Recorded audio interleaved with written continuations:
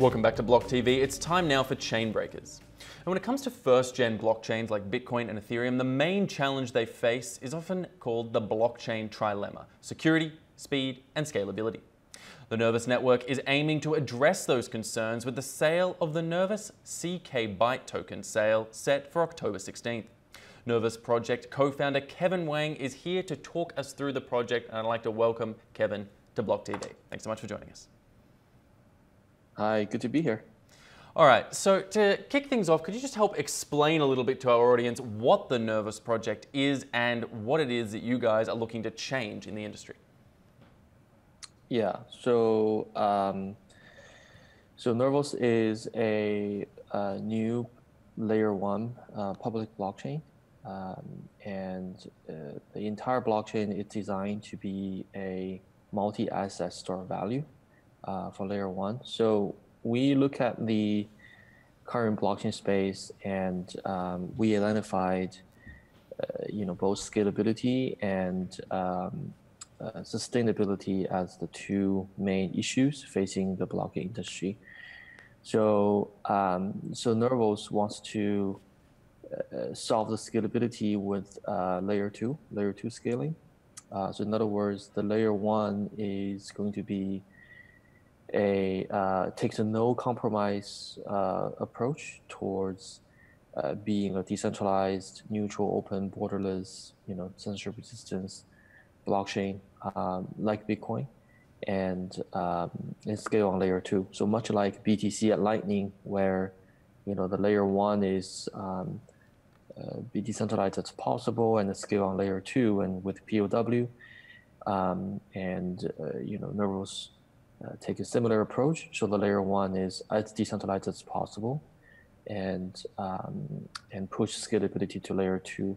The difference between Bitcoin is not only there is only one asset like BTC, but you can support multiple assets and can support more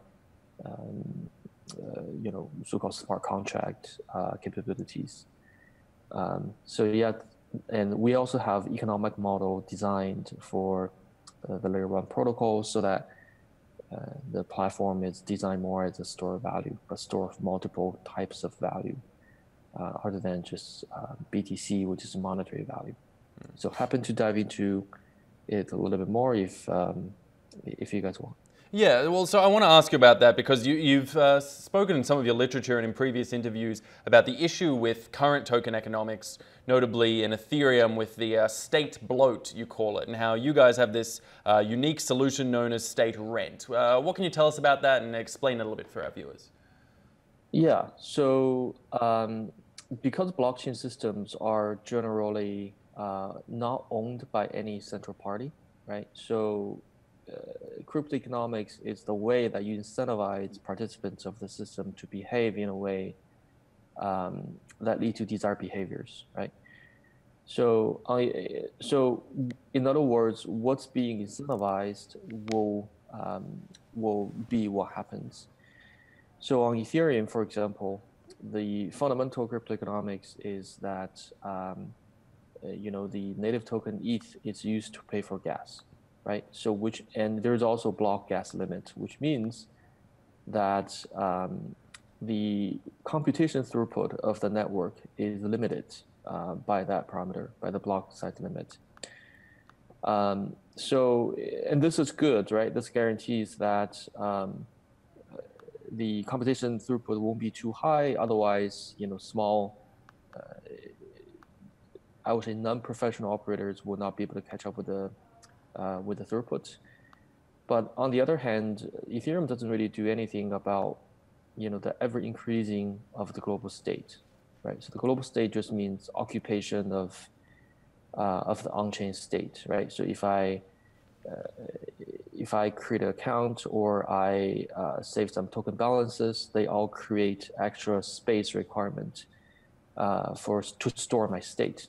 So on Ethereum, the cost of that the network charges for state does not corresponding with there's no market mechanism for users to voluntarily, for example, release state. So the state will ever increase, right? So in the Ethereum community, I mean, this problem is recognized as state rent, right? So the idea is there have been several proposals, but the latest proposal is again being postponed. But the idea is to sort of mitigate this problem. The system could charge smart contract something called a rent, right? So every let's say periodically the smart contract have to pay some ether to keep it alive, right? But again, that causes many problems. Usability problem, you just have to remember to pay. And then for smart contract, they involve multiple stakeholders like token contracts. It's very difficult that everybody pitch in their fair share. There's also this dependency issues that if you're a contract developer, you depend on other contracts. So what if they're not paying their rent, right? So there are many practical issues where this is really difficult for Ethereum. But for common knowledge base, for Nervos common knowledge base, what we do is to take a opportunity-based and then approach and then make inflationary payments. So let me explain this a little bit, right? So the native token on Nervos CKB common knowledge base is called the CKBytes. They basically represent claims to the global state. So if you have 100 CKBytes, that means you can utilize 100 bytes of the global state, right? So if you save, let's say, a token balance, and just hypothetically, which takes 50 bytes, and then in your wallet you have 50 bytes left, right? And you're using 50 bytes to store something. So with that approach, we use a because we directly link monetary policy with the bytes, right? The bytes is the native token.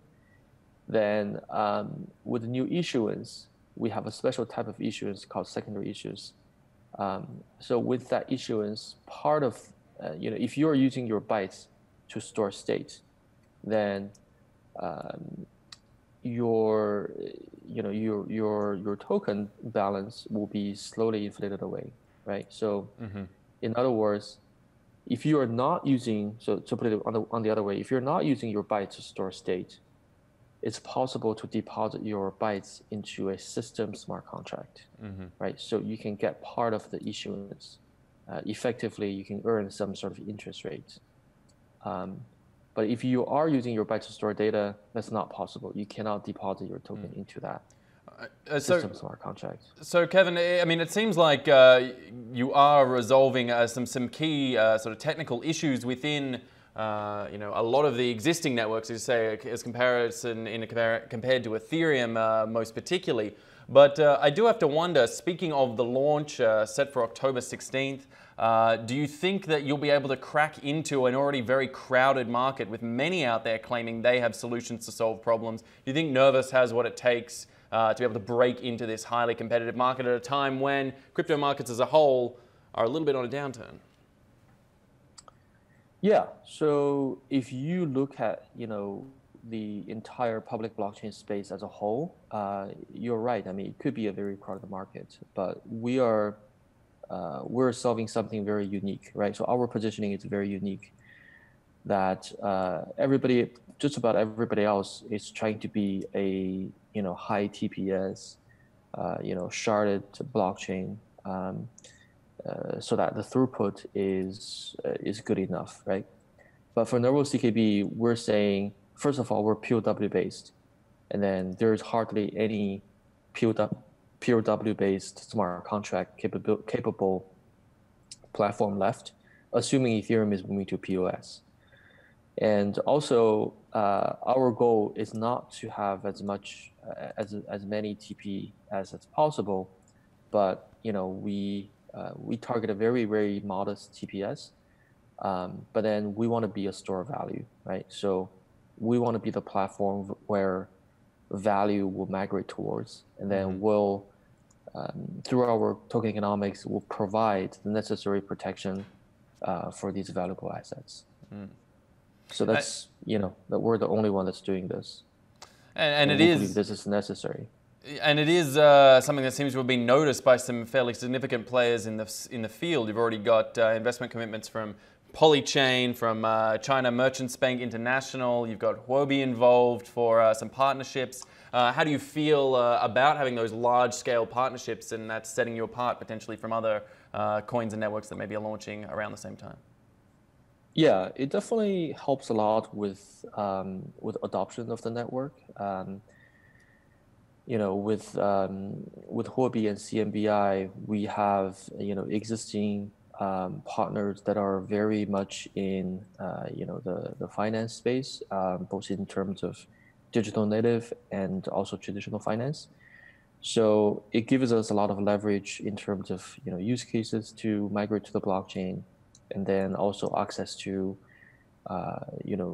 users and assets and things like that. So yeah, so we're definitely happy that that we have the partners. Yeah, it certainly seems like it'll give you that advantage that might help you get a little bit ahead of your competitors. I want to thank you so much, Kevin Wang, for breaking down a little bit about the Nervos project. It'll be interesting to watch how that launch goes off on October 16th. We'll be watching closely, so stay with us at blocktv.com for all the latest in news and information. I'm Asher Westrop Evans. Thanks for watching.